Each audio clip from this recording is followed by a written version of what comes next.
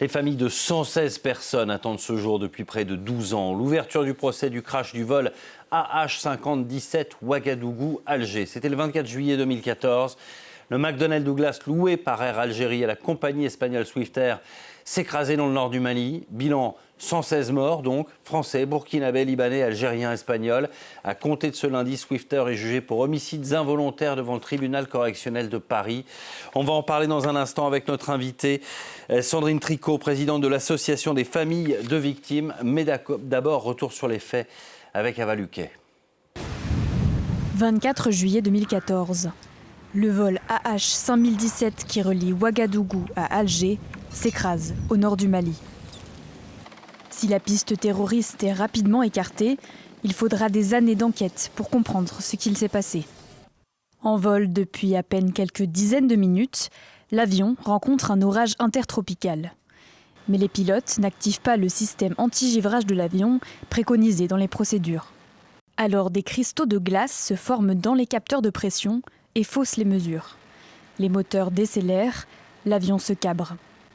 Lorsque l'équipage s'en rend finalement compte, le pilote tire le manche en arrière au lieu de le pousser en avant, ce qui amplifie le décrochage. L'avion plonge soudain sur sa gauche et s'écrase. Il y avait 116 personnes à bord. 6 d'entre elles étaient les membres de l'équipage espagnol. Parmi les morts, 54 Français, 23 Burkinabés, des Libanais, des Algériens. La compagnie Air Algérie est en charge du vol, mais l'avion et son équipage ont été loués à la compagnie aérienne espagnole Swiftair. À l'issue des investigations, les juges d'instruction français pointent divers manquements de la part de Swiftair. Ils soulignent notamment l'absence de formation adaptée pour les pilotes, des saisonniers, malgré une période d'inactivité de 8 mois.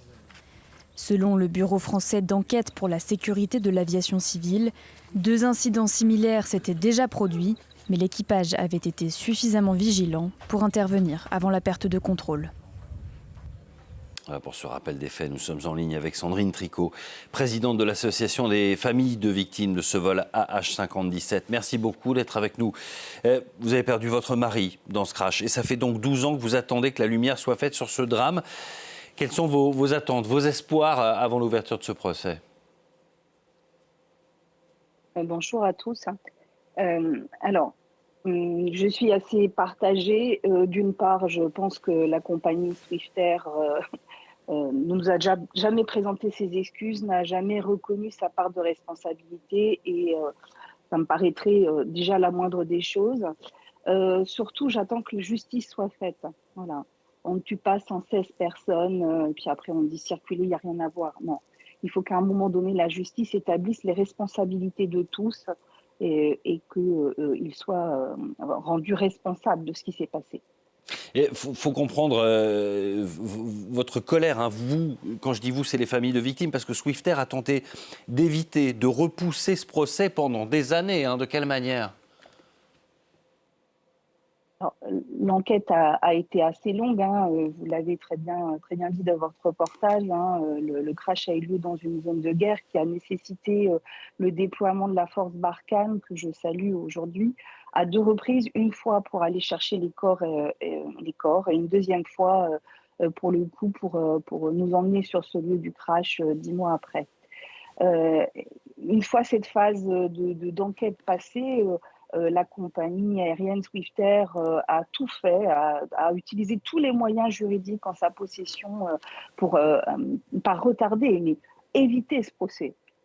Et donc, nous sommes passés par, j'ai envie de vous dire, la case de la Cour européenne de justice, hein, puisqu'ils avaient identifié des questions préjudicielles qui ont nécessité, du coup, le jugement de cette Cour.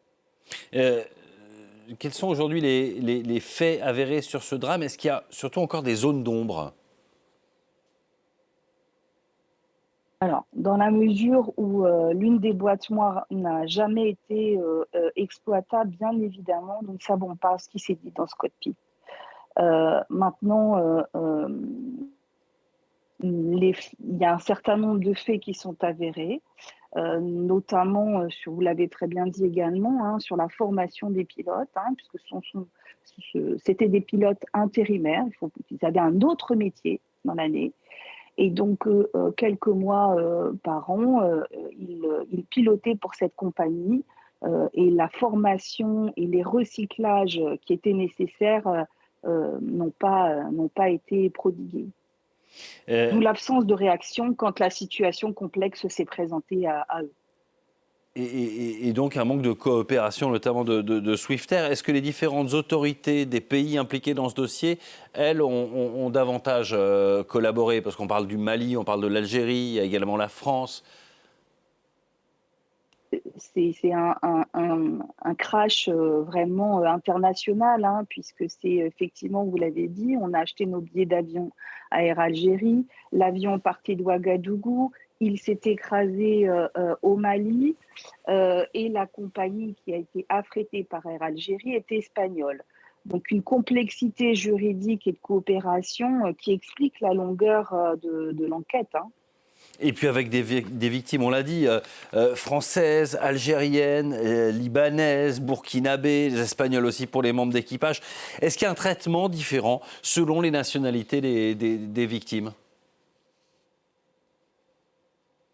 Alors, en tout cas, on peut saluer l'investissement de l'État français, hein, puisque l'État malien, au vu de la grandeur du drame, très rapidement a accepté que l'État français se saisisse et de l'enquête, ce qui a permis au BEA et à l'IRCGN d'intervenir sur le sol malien et d'enquêter.